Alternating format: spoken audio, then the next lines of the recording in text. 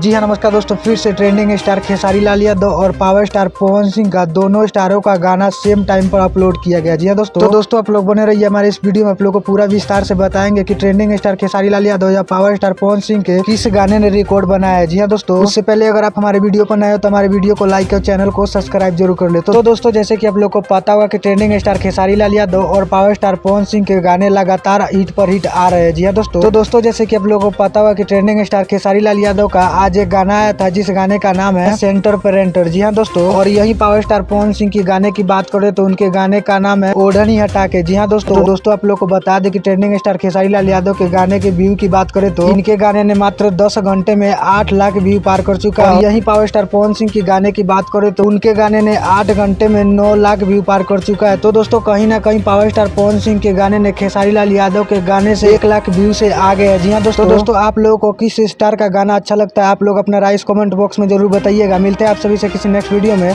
जब तक के लिए जय हिंद जय भारत।